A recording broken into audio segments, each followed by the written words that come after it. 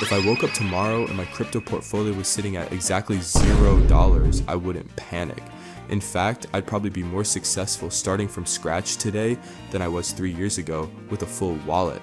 Why? Because most people in crypto aren't actually investing, they're just participating in a massive digital transfer of wealth from the uneducated to the disciplined. I used to be the one giving my money away.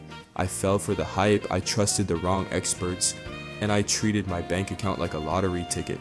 But if I had to start over right now, I would use a specific, boring, and highly effective blueprint that almost nobody follows. This isn't about getting rich next week, it's about making sure you're the one taking profits instead of being the one providing them.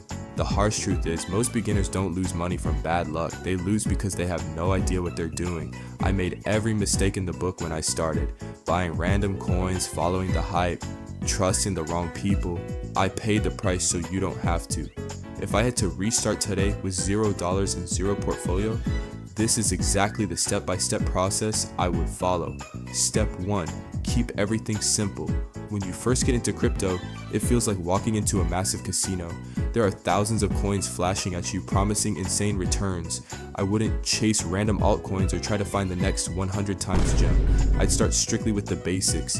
Coins like Bitcoin and Ethereum, not because they're boring, but because they are the foundation of the entire market. They are more stable and easier to understand. When you're just starting, your goal isn't to get rich and buy a Lambo in a week. Your primary goal is to simply not lose your money while you learn how the game works. Step 2. I would actually learn before putting in a single dollar of real money.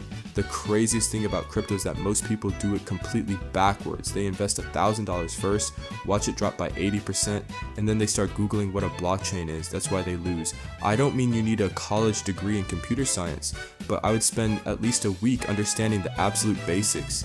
What actually is crypto? Why do coins go up and down? What makes a project valuable? Learn the rules before you step onto the playing field. Step 3. Start small. If I was starting again, I would use extremely small amounts of money. Not because I don't want to make massive profits, but because in the beginning, you are going to make mistakes. You might send crypto to the wrong network. You might buy at the absolute peak. It is a guarantee. It's way better to make a mistake that costs you $20 than one that costs you $2,000. I treat my first investments like practice. Think of it as paying tuition to the market. You are paying a small fee to learn how to survive. Step 4. Expect to take losses. This is the reality check that nobody tells beginners. You will lose money at some point. It's part of the process. Even if you do everything right, even if you buy the best project in the world, the market can still pull back 20 or 30% in a single week. The difference between the winners and the losers is how you react to the red days. Before, I used to panic and sell everything. Now I understand that losses and dips are just part of the cycle. Don't let a temporary dip ruin your long-term plan. Step 5. I would completely ignore the hype. No more buying coins just because they're trending on Twitter. No more rushing into a trade because everyone is talking about it. Here is a golden rule to live by. When you hear your friends, family, and social media feeds all hyping up a random coin, it's already too late. The early money has been made and you are buying the top. Instead of rushing, I take my time, step back, and think before making any move. Step 6. Build iron discipline. This is probably the most important trait you can develop. Discipline means not checking your portfolio every 5 minutes. It means not revenge trading when you lose a little money, not panic buying the green candles, and not panic selling the red ones. Just staying calm and sticking to your original decisions. You have to realize that the market isn't trying to take your money. Your own emotions are what destroy your portfolio. Master your mind and you master the market. Step 7. Stop thinking short term.